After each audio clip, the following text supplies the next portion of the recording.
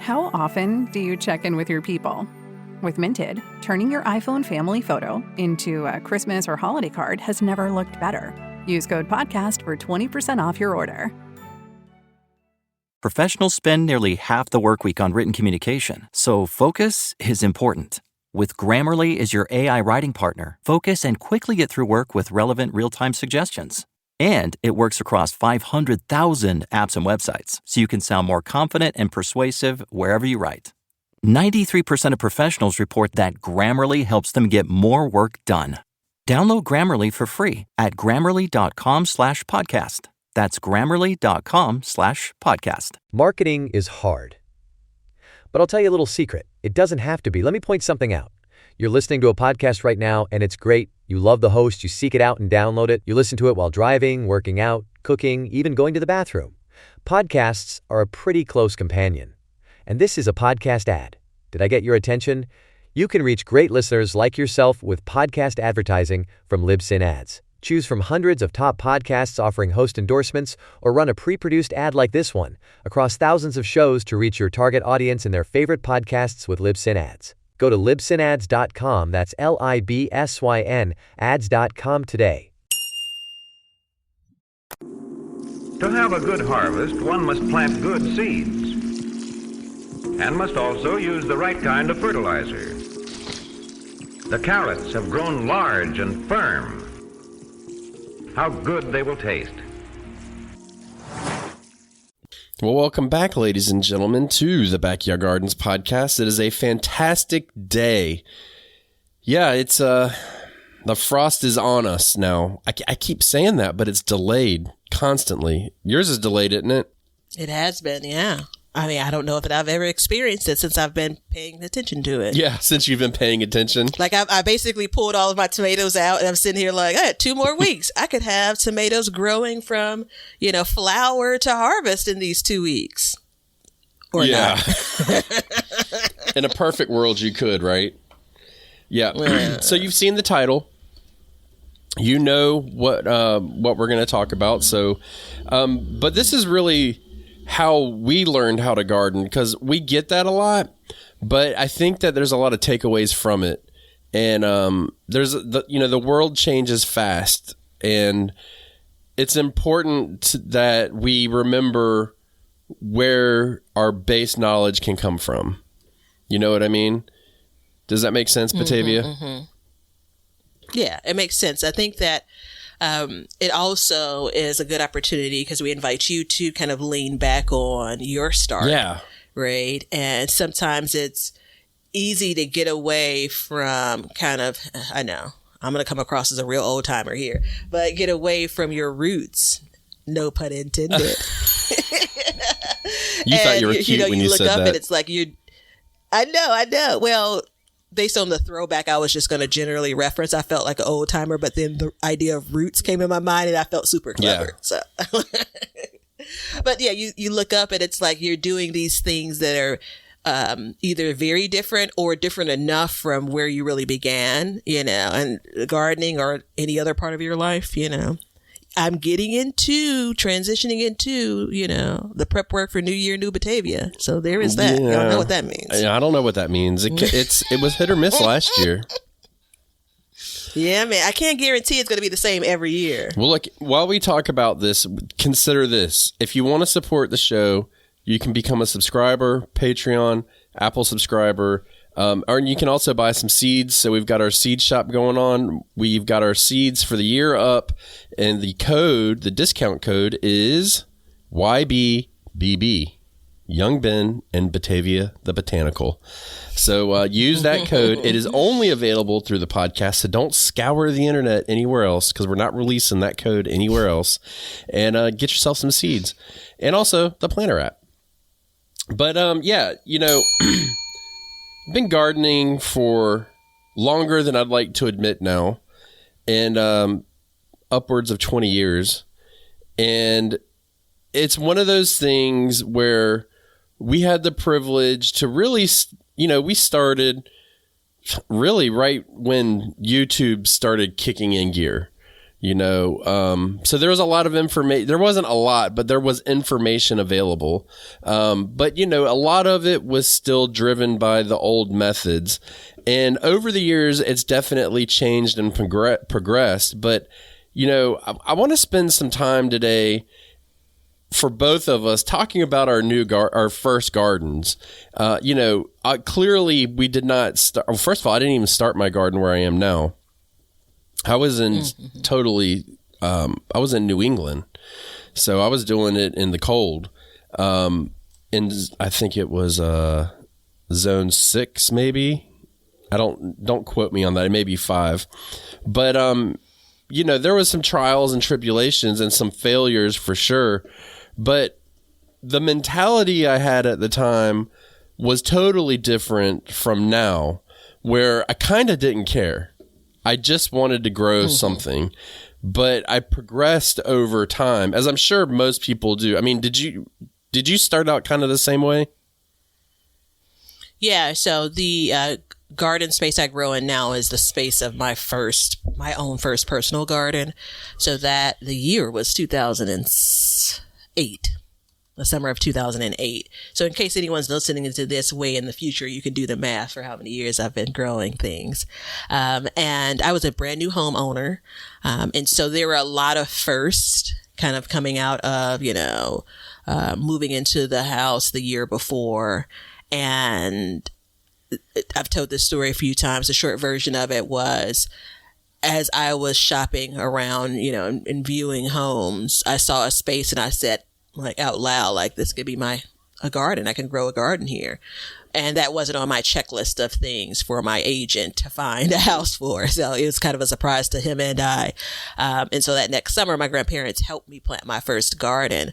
And I say that there were a lot of firsts because my expectations generally were pretty low. Like, it wasn't like I had this aggressive goal of doing this other than for the purpose of I could. Yeah. Right. And so that, generally speaking, very clearly I had joy, right. During that first summer, even with my grandmother insisting that my grandfather and I were planting most of the things wrong. There was still joy in, like, look at what I was able to produce. And so I'd say even there probably were, I don't have notes on this. Shout out to a new offering that we'll be providing. I wish I really did have a notebook where I could actually track some of these things, right? Back then. But I'm going to say for several years, beyond 2008, that it really wasn't about, I'm going to grow enough cucumbers to make pickles for a year. None of that. You said you were in zone like 5 or something. I didn't even know that existed. Yeah. Back then. Yeah, I had no clue what any of that was. I didn't go by frost dates. I didn't, I went by month. So I remember looking and seeing, like, hey, when is it going to stop being cold? First of all, being from the South and living up north, I lived by that. When is it going to stop being cold? And, I started to figure it out slowly. I did have a rough idea that some plants could go in before others, but I didn't have a really good grasp on it. And I remember going into my first garden and planting everything at once. There was no timing. There was no, no terms. When I say terms, I mean like vocabulary terms on what I was doing. And I remember there was a group of people that I worked with at the time, and we all kind of were starting our gardens. Nobody really went and looked at anybody's garden. Nobody really cared, and we would kind of discuss, like, the biggest thing was, are your squash dying? I'm like, yeah, my squash is dying. What's going on? And we would have squash vine borer damage, and I didn't even know what that was. I just figured it was rotting. It didn't matter to me at the time. And I don't remember what changed. And I remember, like, you brought up cucumbers. For me, it was a lot like, oh, well, I want to have a jar of pickles. It wasn't like you said, I want to have enough pickles. It was, I want to have a jar of pickles. There was no real drive to have food in the off season. So it didn't matter what I did, but it started to change, and it started to change quickly. After I went through my first year, I saw that things were kind of happening, and there was definitely waves of things that would grow and produce, and I would hold on to my tomatoes for as long as possible and my peppers and stuff like that. And I remember the frost coming, and it wasn't even the frost date. It was just, I remember it got cold and things died. But I also remember going out and pulling a lot of vegetables off and having those vegetables in my house afterwards, the leftovers, if you want to call it, of summer, and being shocked by how much we had, right? And so that was kind of the start. And then what really kicked it into high gear, I went to an apple farm, and it was a U-pick apple farm. And we went out, and I remember I don't know, don't quote me on the cost, but it was like $30 a bushel of apples or something like that. Mm-hmm. And it took us like 45 minutes to get there. And I told my wife, I said, well, if we're going to get apples, we need to get enough. I don't want to come back out here with these crowds. I want to do it.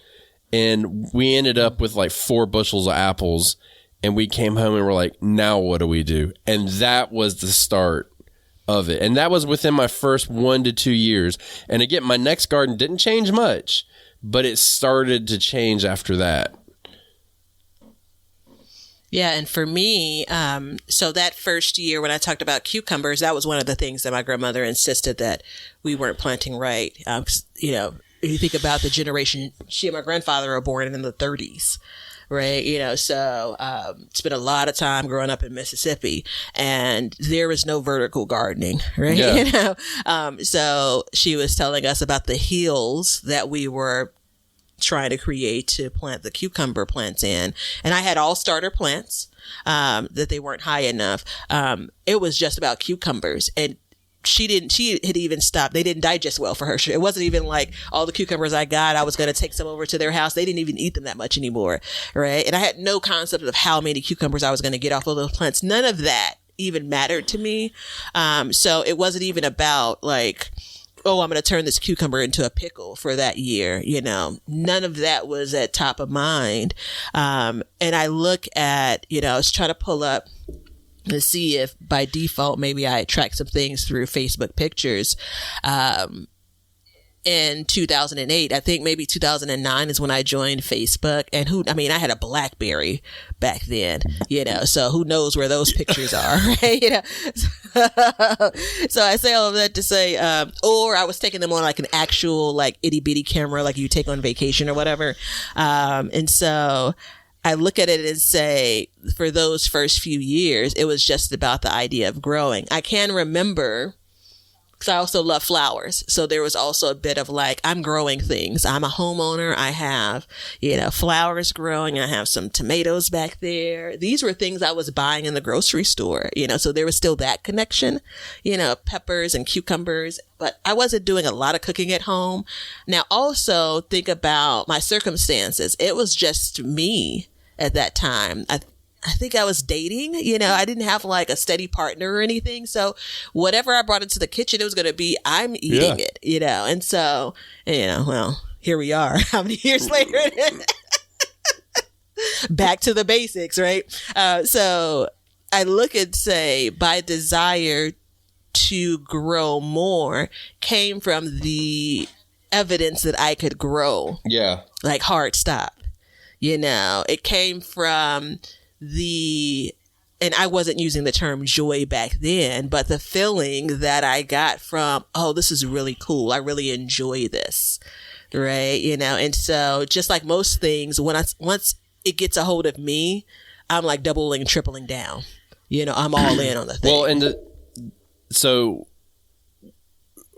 when you started gardening, were you instantly like obsessed with it? Do we need to use the word obsessed? Yeah, we do. I felt a responsibility. So I don't think I was immediately obsessed. I felt a responsibility like that next year I got to get my garden planted. Yeah.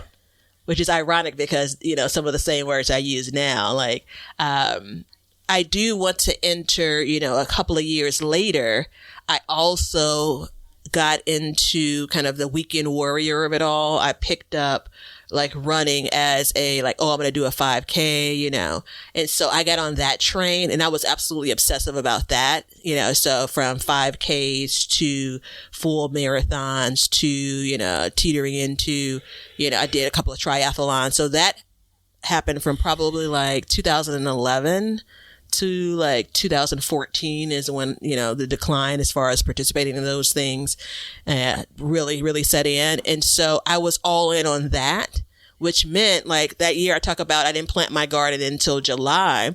It was because I was dealing with so many other things, right? My time was limited, but I still wanted to get something planted. So not obsessed, which, you could tell me if you think I'm obsessed now. Not obsessed, but definitely feeling like I'd be missing something if I didn't do it. Yeah. I mean, I had the drive to keep going. I almost immediately started trying to start some seeds, just really wasn't doing a good job at it. Had no real understanding of what I was doing. And even at the time, I was following bad advice. I was following advice of like stick it in a windowsill, stuff like that, and just not understanding like why are things not working. And I quickly caught on to the use of grow lights and stuff like that. And even still, it just really didn't understand. Well, what really threw me into seed starting, we had a medical marijuana license. And so we were able to grow it. And so the problem was you couldn't buy plants. You had to start seeds. And the next problem was the seeds were $50. So, it was an investment, so I quickly learned that. Now you have to remember at the same time, I had been growing bonsai for years and years. So I had a general understanding, but that's a totally different beast because things stay outside, they go dormant, they come back, you water them, you fertilize them. It wasn't really a big, it wasn't as nuanced as this is when you start diversifying your garden and growing it. So I started reading a lot. I started reading like everything I could. Probably my second year, after my first year, I went into it and I got a book.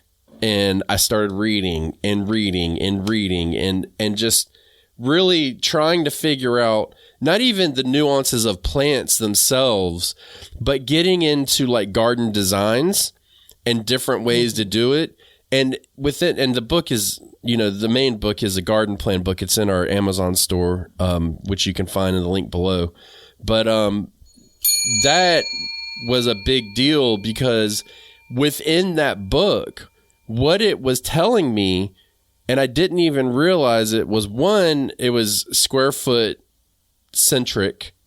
And we just did our square foot garden episode. So, it wasn't like a square foot gardening book, but because it made sense, most people don't make a round garden bed. Most people, usually it's a square, a rectangle, straight edges, something. So it lended itself to that. But what it was telling me was about multi-season gardening, and I didn't even really know what that was. I was just kind of blindly going through it, but I kept reading this book and it has all these plans in it. And I mean, it was the food factory plan, the Italian sauce plan, it wasn't even like homesteading or anything like that.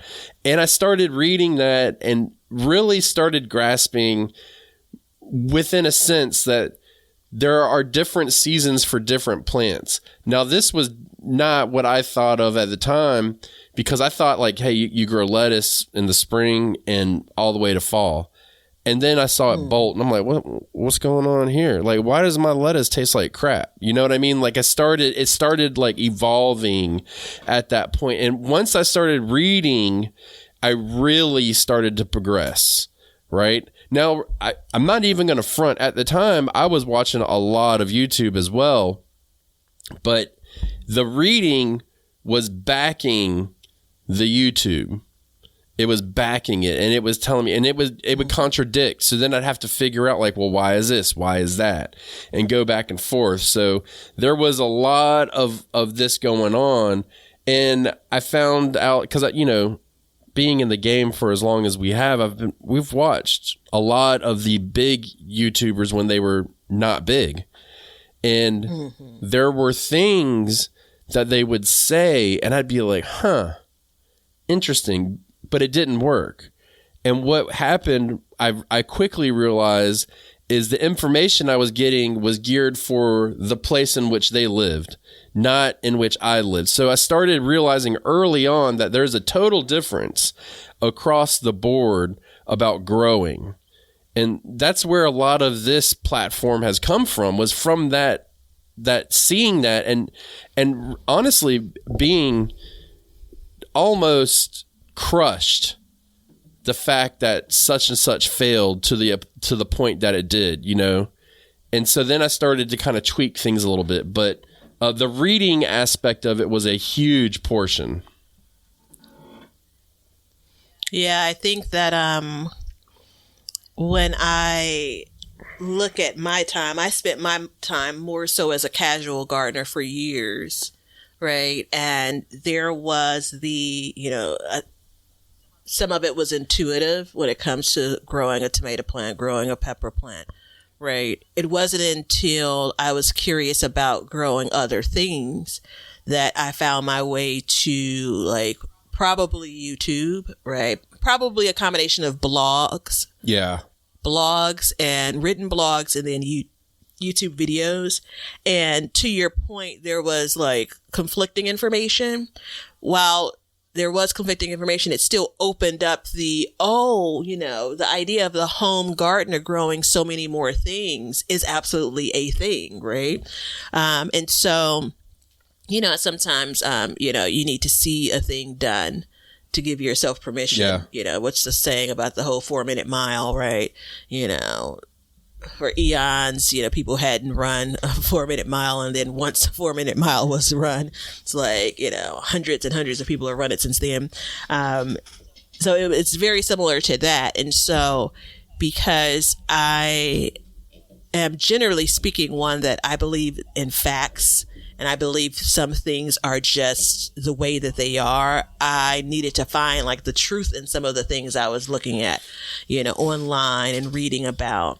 And I think by then I had the understanding of, like, the difference between growing in Chicago, that there is a difference between growing in Chicago and maybe, Georgia, a city within Georgia, right? I didn't understand it, but I knew that there was a difference. Now, I went extreme with it, meaning, like, I still was on the bandwagon of, you just can't do that in Chicago. Because I'm still at the point where spring and, like, closer to winter is not a thing for growing, right? So it took years for me to kind of break that code.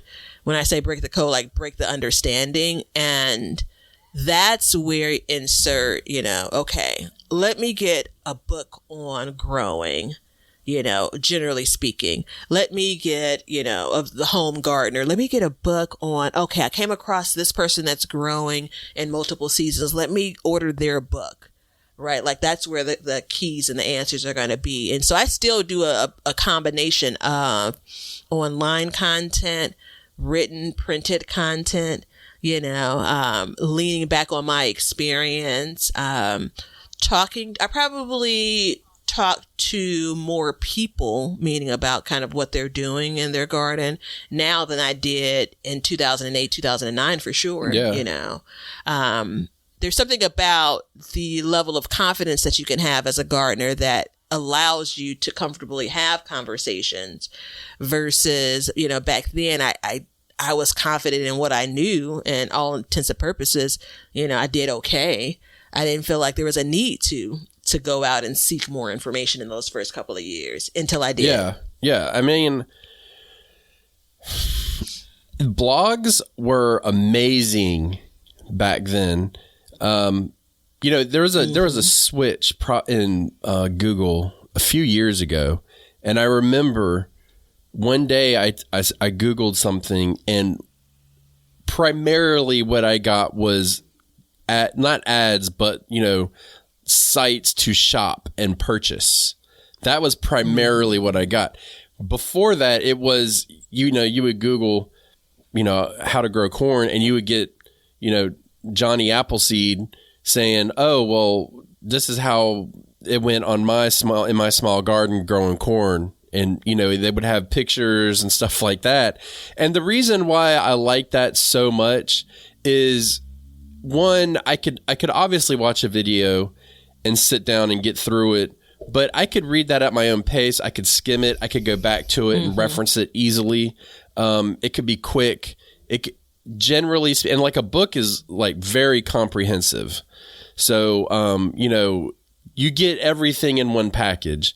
And I always use all of these things in combination. And, I always wanted, I remember going, after probably my fourth year gardening, I remember telling my wife, like, I was just getting in the podcast, and I was like, I would love to start a gardening podcast. Had no clue how to do that.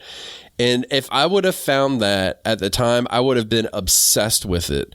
But I couldn't find a podcast that was kind of geared towards gardening. So that was kind of where the birth of this one came from. I had no clue what I was doing when we started this. But, it was just another avenue to gather information. The problem I had with every other kind of media was you had to wait until it was presented to you. And that was kind of the issue. Instead of being, I'll sit there like now, I'm starting to plan out, not really for vegetables, but like different flowers and cover crops and stuff. So I'm doing a lot of reading about those and starting to kind of follow. And what I'm seeing is I'm reading it and I'm watching it. And then as soon as I see a term or hear a term that connects, I start connecting the dots and I start putting it together. But what really is important is my experience was growing at the same time, and I was able to fall back on previous experiences from the year before. And that is something that you almost can't put a price on. I started seeing like, okay, I had this issue, and then this came, and this happened, and this grew, and this didn't grow. I was getting peppers. Like, I've learned that if my peppers make it all the way to this time of year, I get like a final flush, pretty heavy of peppers, and that I can keep them and make that happen. So that was something that I was growing, working with as well. So it started to snowball, and it got bigger and bigger, and my knowledge base started getting really, each year it would go up by magnitude. The first year, no clue. The second year, a little bit more. Third, so on and so forth. And then you start cataloging it in your head, and next thing you know, you've got a library built into your head. You know what I mean? And you start adding to that. Now we're adding addendums to it every time. Every year we're adding a little bit more. Yeah, I may not be giving myself enough credit. I don't know that I made the connection between year over year and how one thing did versus another. I think generally speaking, there is more of a shrugging of the shoulder, like these things are happenstance, and so it's the either, oh gosh, I don't know what happened with that, or, oh yeah, I know I ultimately didn't do a thing. I didn't water it well, so that's why it didn't perform. Like, I was very much willing to kind of fall on the sword, if you know what I mean. It wasn't until I was really like, oh, I want to get more tomatoes. I want to actually have more peppers. I don't want to watch a plant kind of wither away. Once I got to that point, like once the garden had my full attention, because again, I started to be better informed about what's possible, then that's when I started to think about, what I did last year versus this year. When I went to, because remember I used starter plants for a lot of years. When I went to, the home improvement store and looked at the plants they had, I started thinking about, well, how did that do for me last year? So that I think it's just kind of the, you and I joke every now and again about the amount of garden content across the board that I consume, right? Even still. Some of it's just plain old entertainment, but some of it is this, kind of, unconscious learning that I'm doing, some of it's affirming the things I already know. Some of it is the, and I'm making a mental note on whether or not I want to dig in deeper on the topic, and so I'm constantly doing that. If you fast forward to more current days over close to the last 10 years now. Right. And so I think that I never stop learning, but I do, depending on the season, depending on the year, shift in the method, so during the height of the season, I'm listening to a lot more garden content. I am kind of in the early part of spring watching people that are in higher zones, watching their gardens progress because I have the itch to see that kind of thing. And that's probably more so for entertainment and less for learning. But you pick up stuff when you watch that. Yeah. It's something I meant to come back to. Oh, okay. Yeah, that's the thing. It's when we said at the very beginning, getting back to the basics, back to your roots, there are things that I forgot that I knew. Yeah. And so you come back up and you're reminded of that. And that's sometimes what I get out of, some of the comments to the videos that I post over on Be Better Garden on YouTube, or if it's on Instagram or Facebook, someone will share something that they've done, something that worked out well for them. And I'm like, oh yeah, either, I used to do that, or I've been meaning to try that. Yeah. Right. There's a whole episode in this. There's probably, if I stop to think, a handful of crops that I'm going to grow the same way. I'm not actively looking for a new method, not looking to tweak things, like this is what I'm doing.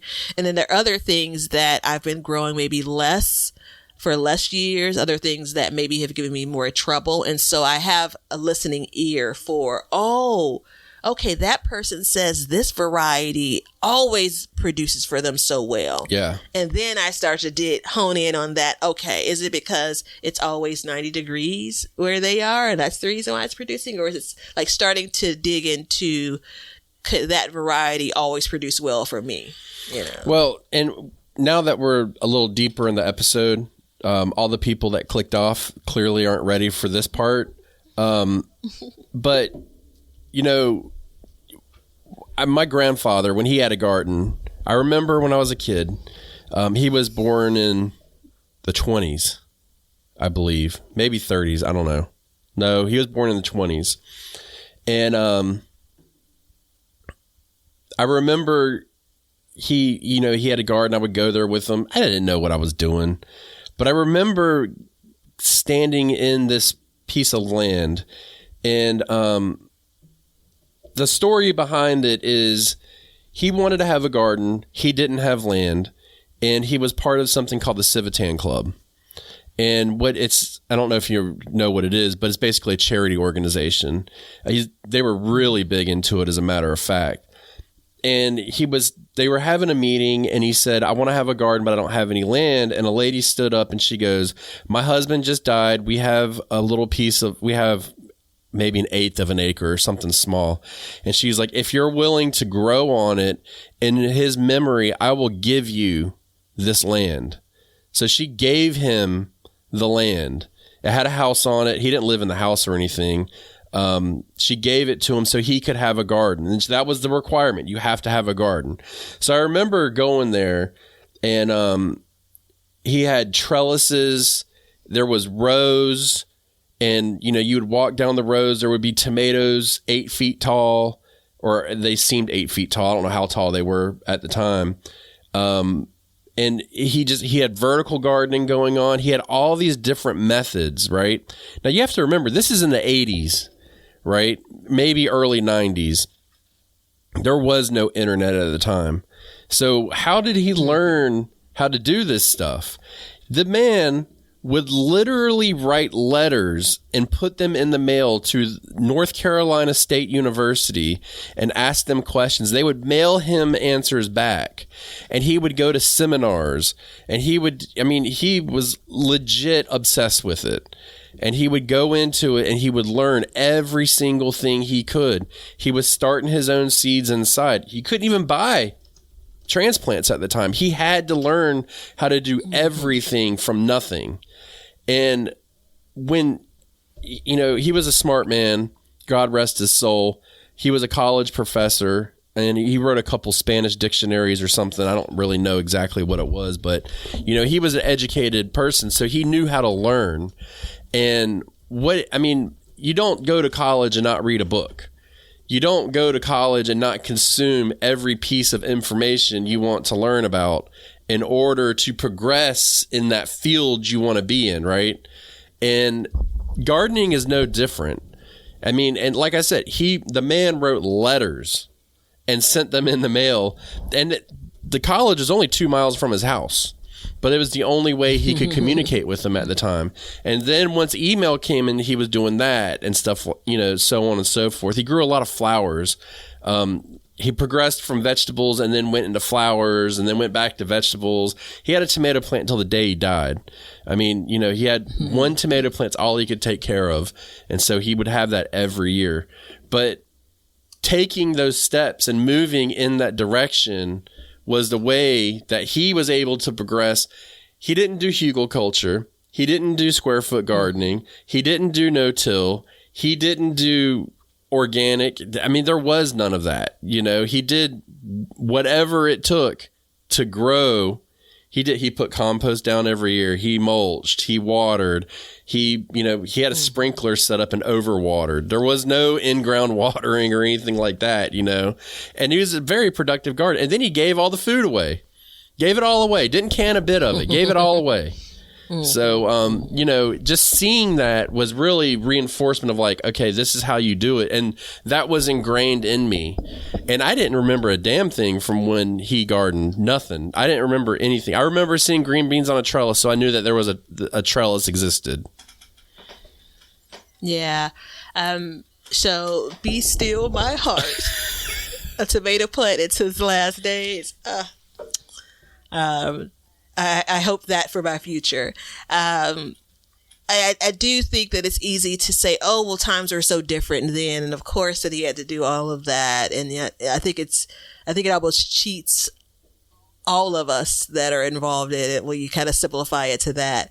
I look and I say, you don't oftentimes just stumble into, knowledge. So I don't play any instruments. Maybe I should just pick up one and see if, it happens. But how you have folks that can naturally move from instrument to instrument, they, from what I gather, are the minority of people, but even still, they are oftentimes surrounded by music, right? Surrounded by that type of creativity. They're honing that skill even when they're at, kind of this, top of their game, kind of. There's this kid that's on, his name is Miles. He's on Instagram. I don't know him personally, but he's like, some type of music savant. And, he could just pick up things super duper quickly and easily, and it just comes to him what appears to be naturally. But I bet he spends a lot of time, even still. This kid's like 8 or something, a lot of time working on those things. Now, fast forward to, your grandfather, and God rest his soul, and how much time he spent. Even to stop to take the time to write a letter, right? That thing is consciously on your mind. And I look at the work that we do in our gardens, and there is a bit of, because there's so many options out there, it's very tempting to try to lean in and understand more and see maybe, the grass is, greener in a different method or different way, no pun intended.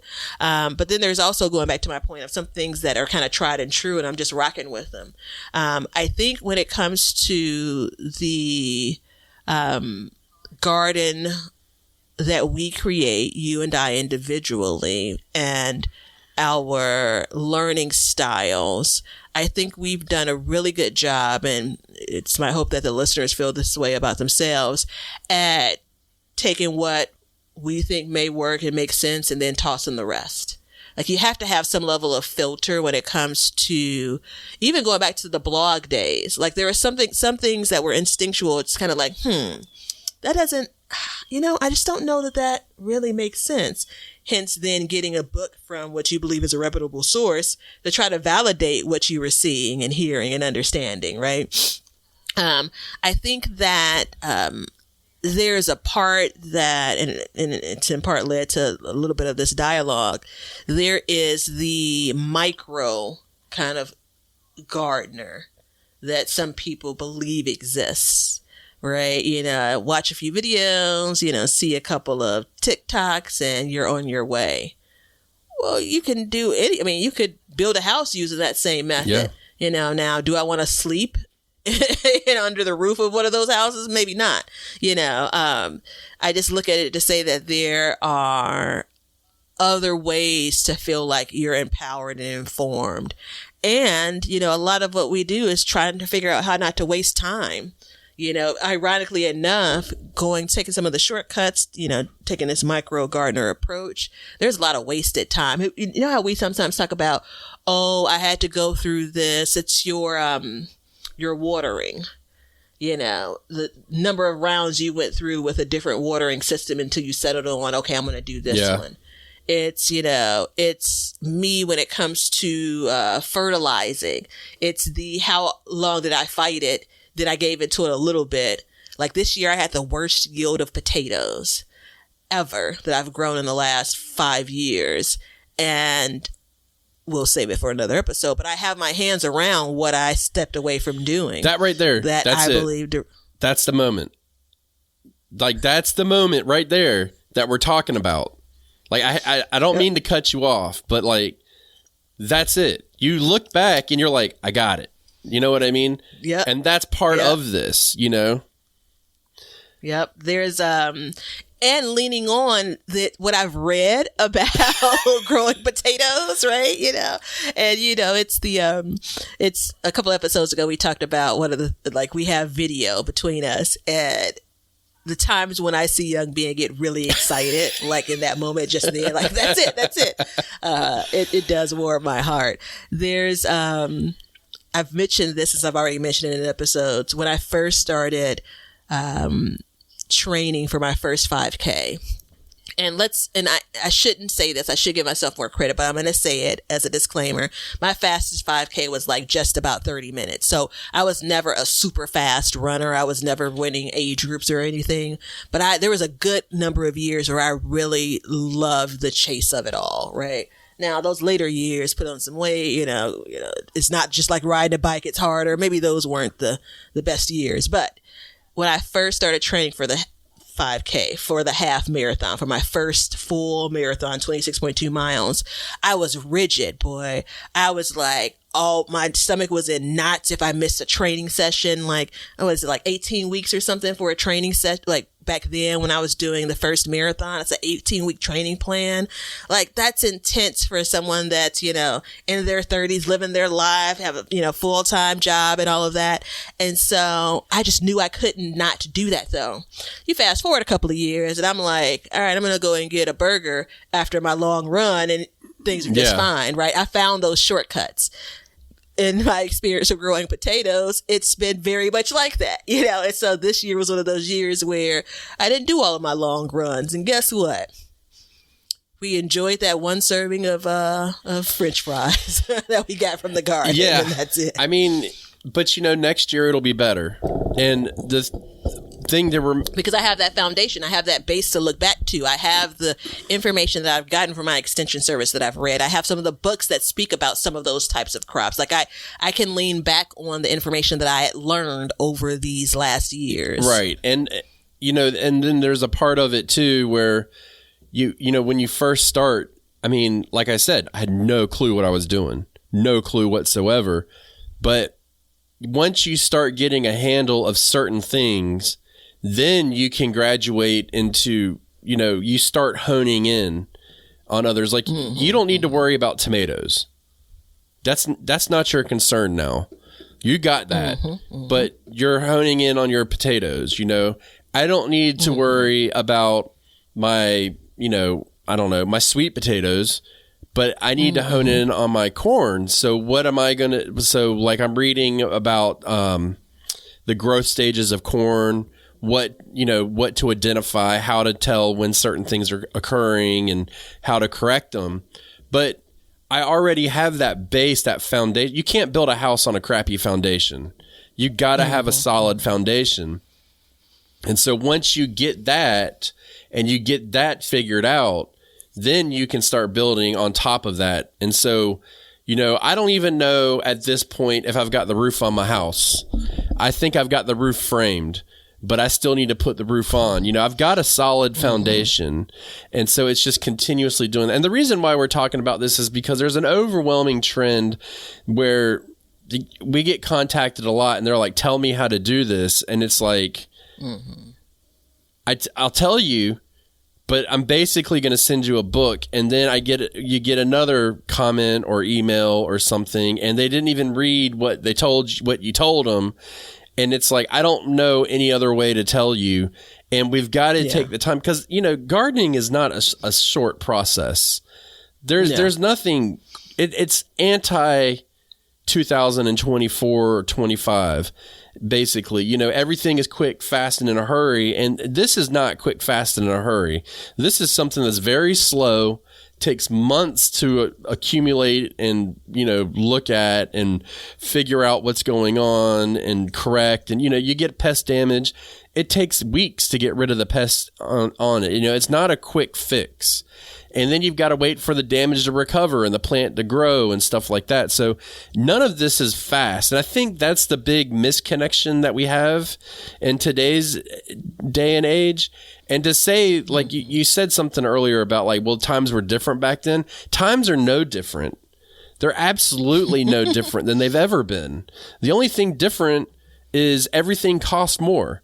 It's no different. There's still, look, I'm giving a seminar in my local area in February about growing food because that's what you do. And I guarantee you, we can bet money that the general age group will be over 50 in there. I guarantee it that it will be. I would be shocked if young people showed up because they don't really want to consume that. But you can get, and it's not like you're going to go to one of these seminars or, you know, take a class or something like that, and you're going to get every single thing, but you're building that overall foundation, right? You're building that foundation. And that's what this podcast and, you know, Sandy Bottom Homestead and stuff is built for, is to help you build that foundation so that you can continue your knowledge afterwards.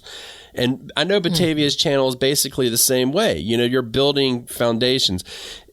It's to introduce you to ideas to go into the next level. And once you hear something like hugelkultur, you learn about hugelkultur.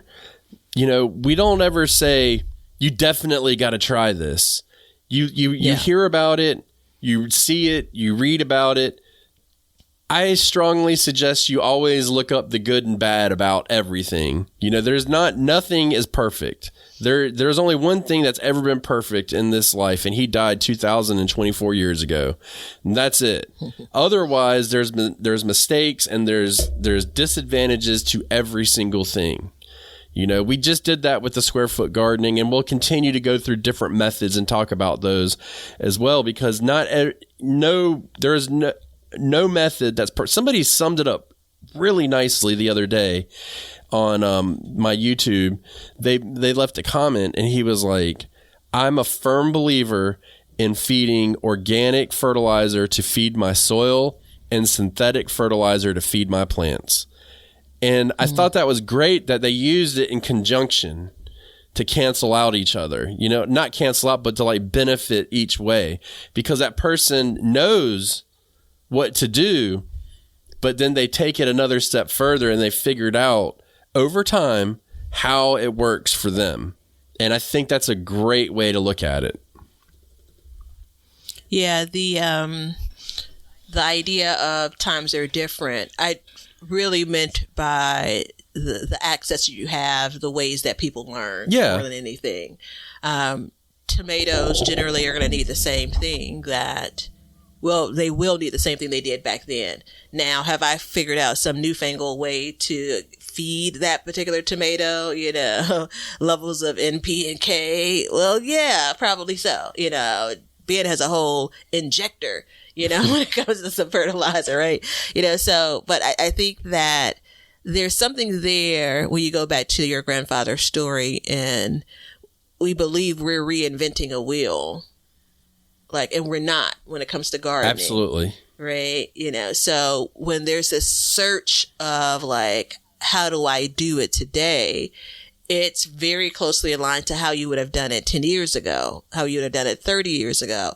I do leave room for things like I'm growing most of my cucumbers vertically when my grandmother would be like, I do want to comment on, believe it or not, I got less advice from them than you'd think. But that was based on our relationship, right? Me not wanting to be questioned about the thing that I was doing. My grandfather saw my garden much more than my grandmother because he would come over to plant collard greens, right? He'd come over to do something, help me with some things around the house. So he actually built my first raised bed for me, right? And it was one of those, I had the wood sitting out on the deck for a long time. He's like, what are you going to do with that? And I told him, he looked at me and I said, I just haven't gotten around to it. And so he set it up for me. And I look and again, he didn't question me growing food in a box. And this was, I'm building a raised bed because the space that we originally planted on is full now along the fence line, right? I'm looking for more space. I think that if I go back to once more, going back to our roots, and it's the collective if we can go back to our roots. I don't have experience planting vegetables as a child. I have experience being afraid of, snakes in the garden, as a child walking through a community garden spot, but that's about it. I have experience gelling beans and peas and all of that, and not playing outside, but that's about it. But when it comes to the root of where I learned and how I learned to garden. Yeah. Right. And that happens at different times. I feel like I have been a different gardener at least 3 times over the course of the years I've been gardening. That's my story. And I lean on that. Yeah. I lean on there was a level of obsession probably around 2016, and check it out. It aligns with some loss, but it also aligns with, I was less active when it came to those road races I was talking about. So guess what? This is a non-contact sport as I'm reading books over the winter of 2015, 16, so yeah. Yeah, times are different a little bit. And the reason why is because you got stuff like the Planter app. And, it's a supporter of the show, and for good reason, but it's so comprehensive that you go into something like they didn't have anything like this. The digital stuff makes it a lot different because, for instance, with the Planter app, you can obviously visually design your garden, but in the back end of it, it's got so much information about plants and planting dates and, stuff that we all ask questions about, what's companion, what's combative, what goes where, how much space is this going to take up? And to combine all of that together along with growth times. If you look at it, it gives you a graph for every single plant that tells you when it grows, when it doesn't grow, what pests are in there and stuff like that. So in that aspect, it is completely different.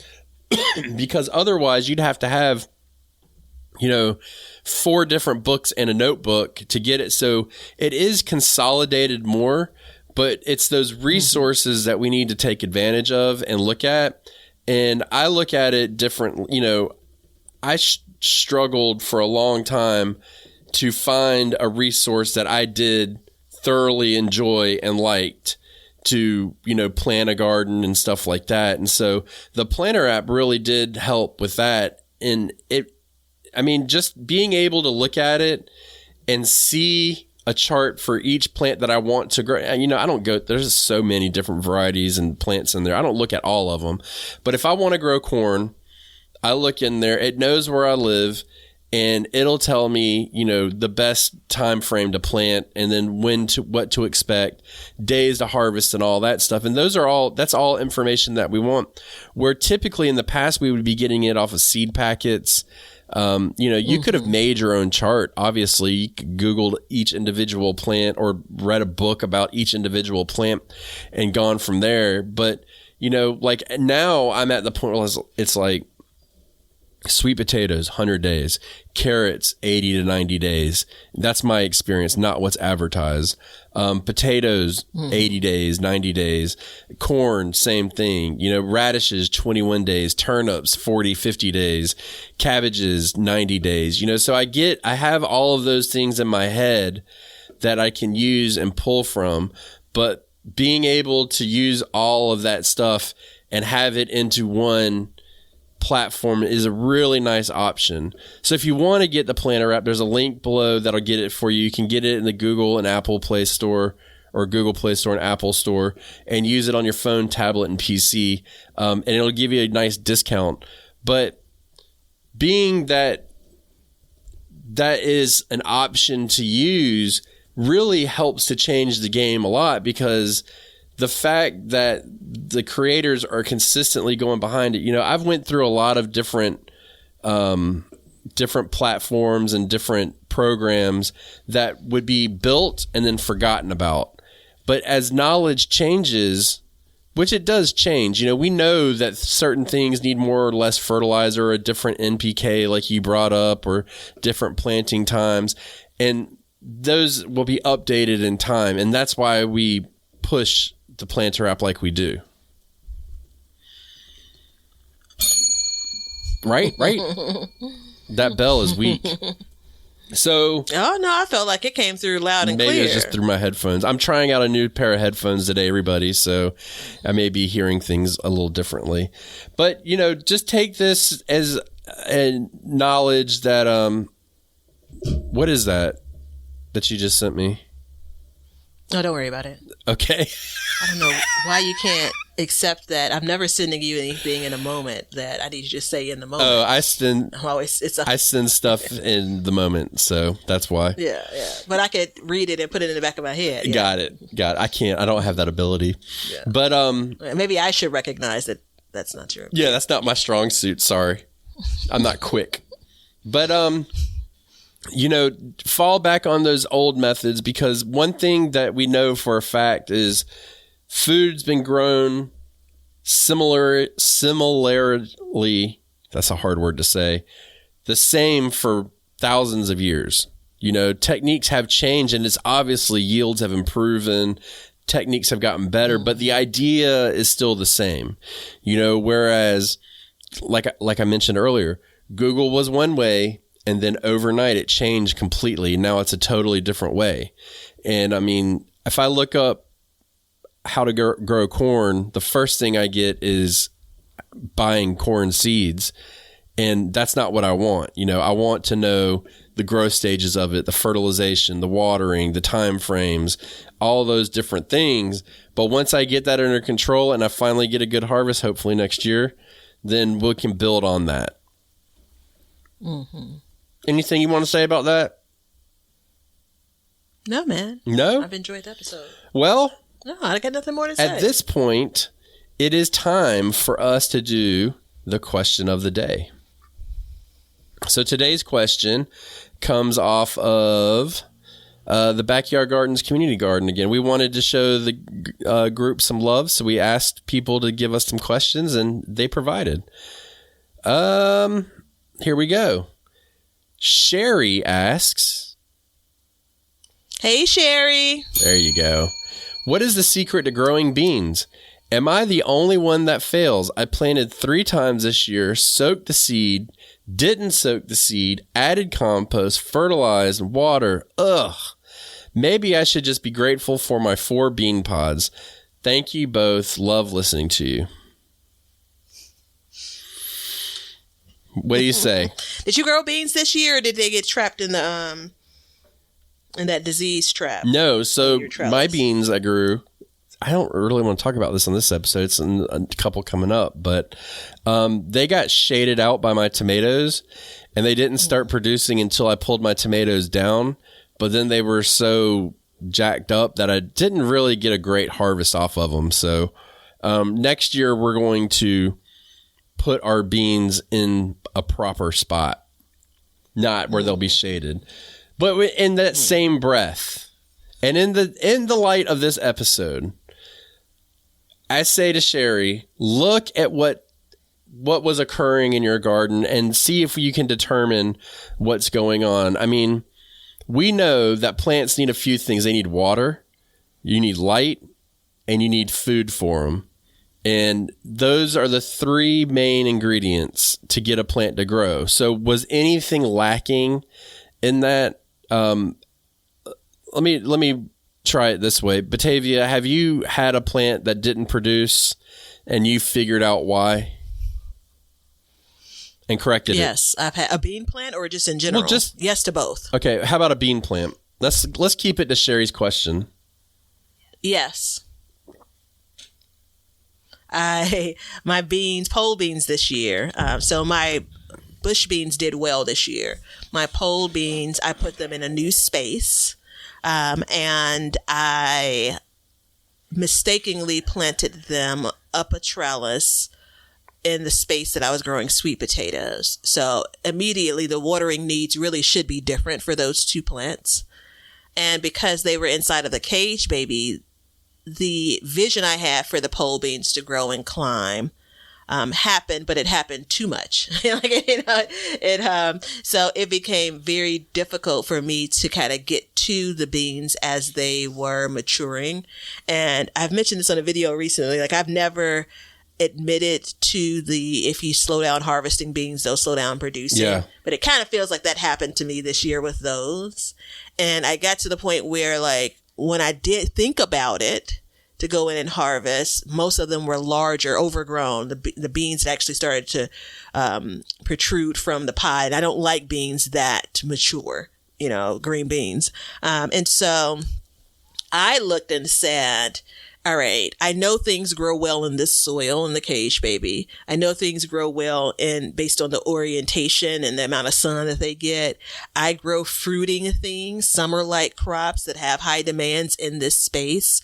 I grow things that need a lot of nitrogen. I grow things that need a lot of water. Like, all this, it's not the space, generally speaking, when it comes to the soil. It was, for me, the setup. Right. So I was super duper smart. I would have been better off letting them crawl along the ground. I was super duper smart and said, I'm going to add this little trellis, this makeshift trellis here and all of that.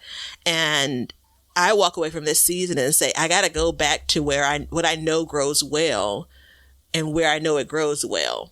So my arch trellis in the front yard, one more season of nothing growing on it. One more season, boy. Talk about something just there for decorations, right? I've done well with growing beans there. I've done well with growing cucumbers there, right?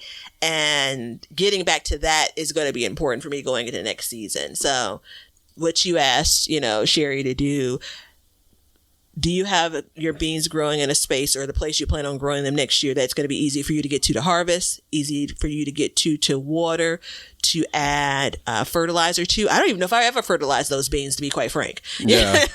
So there's that too. And, based on the season we've had, I could have had green beans producing a long time based on kind of summer going into fall for us. So, I need to do a little story here, and then I'm going to help Sherry out. There's a lady that lives down the street from me, and we go surfing a lot together. And she's learning, and so she'll have a hard time catching waves, and she'll get really desperate. And she'll sit, way in front, and she'll miss the waves every time. Miss. And I keep telling her, like, you're desperate. Stop. You're doing too much. Like, get out here and just wait, be patient. And so, as I read this, I look at it and, soak in the seed, not soak in the seed. Look, beans, just stick the bean in the ground. Beans are one of the easiest crops to grow from seed, meaning they're so big, you can just plop them in the ground, keep them well watered, and they will grow. I venture to say what may be happening is you probably don't have enough sunlight. It's really hard to tell. But the other thing, too, is if you're adding compost, you could be burying the seed too deep. And so you're fighting that. A lot of problems that I have had in the past with beans getting going is really comes down to like roly-polies, snails eating them before they come up. That would be my biggest issue. And that's just simply moving all the mulch away, making an inhospitable environment for them. If you have to treat, do it. But it comes down to keeping that seed happy. And then once they get, once they start to climb, it's off to the races. You just got to get them there. So I'm thinking, like, if you only got a couple bean pods, it seems to me like you probably just aren't getting enough sun. Would be it comes down to food at that point. Well, you added fertilizer, and food isn't necessarily just fertilizer. It's also sunlight because it creates food, photosynthesis, right? It's the basis of what we do here, which I don't know why we've never really talked about photosynthesis on this show. We need to have a photosynthesis centric podcast. I don't even think we tap dance around it. Like, I think we just, maybe it's just that what's understood doesn't need to be said, but it probably does need to be said. Yeah, I think it would be fun to do a deep dive on photosynthesis. Take it back to, I guess it was... I could hear the audience just crying for more and more. Yeah, I can hear them saying, please don't, but it'd be interesting. But, I mean, seriously, it creates the food for the plant. So I'm thinking if you didn't get a lot of beans, that's the problem. Now, the other aspect is maybe you didn't plant enough, but I'm thinking you probably did. And just don't soak the seed. Literally open the seed and stick it in the ground. I push it down to about my first or second knuckle because it's a big seed. And then I just keep it watered. And then you'll get seeds. But just keep trying and look at how your situation grew and change it from there. And also, you can get some of our Kentucky pole beans that we're going to have this year in our shop. What's that discount code? I'm going to add a couple more things. What's that discount code before you go? I know you know that I don't know it. YBBB. There it is. So I did this 1 year, only one time, and had success with it. Generally, it's not recommended, but I did it because I was desperate, like young Ben's friend that's learning to surf. I had a lot of my bead seedlings eaten up. And so I had a couple of bean volunteers, and I dug them up in the form of transplanting and transplanted them into a space I was growing beans. And the older plant at that point, I'm talking about maybe it was, 4 inches tall or something, survived, plants plural. And so if this is an issue where you're not getting from seed to germination to actual growth, then consider starting some and getting them transplanted pretty quickly. Like, I'm talking about starting some in some seed cells and transplanting in a couple of weeks max, and seeing if you can get them to take off that way. Yeah. My biggest trouble beyond the thing I described when it comes to the pole beans that were in the cage baby is not germination for beans, but to get them to live through the attacks that come on those young seedlings. Yeah, so. It's and it's a tough time of year. But all those, I mean, and basically it works for every single plant. That information does. So you can kind of tweak it. And I wasn't envisioning like specific for beans, but across the board, like all of this works. The biggest important thing, in light of this episode and stuff like that is take a look at what happened and see what can change from there. And just make that change and keep at it. And you'll get beans. I guarantee you, Sherry, next year you're going to get beans. And so heavily, I think it's like every 6 inches you can put a bean plant. So go ahead, put in beans every 6 inches. Because if you lose a plant, let's say you've got a 8-foot row and you've got every 6 inches, that's 16 plants. And you lose a couple, so what? You still have 10 plants left. But if you're only putting one or two in, it's like every single thing you have. So heavily, and cut back if you need to. And you'll get some beans. I guarantee it. But thank you, Sherry, for writing in. And I hope you get some beans. I hope you kind of do what you need to do. And be sure to become a subscriber or pick up some seeds if you want to help support the show. And remember, on this show, we do one thing, and we do it all the time, is we learn to grow, and we grow for change. See ya. Now you know why people feel like celebrating at harvest time. All over the world, people have feasting and good times when the crops have been gathered in. Well, we hope you enjoyed the show, and thank you so much for listening. If you'd like to support the show, you can do so by checking out our seed shop below. We have all kinds of seeds available for you, and we're going to be adding new seeds shortly, so check that out. Get yourself some seeds. It's free shipping, over $35 orders. So go ahead, get a full garden. What are you waiting for? Order your seeds and stock up. Or you can become a subscriber. You can either be an Apple subscriber or a patron, and that will help support the show. You'll get one free episode every month, an extra episode, that is. So we definitely would love to see you over there and become part of our crew. Join the Backyard Gardens community garden in Facebook. That's free.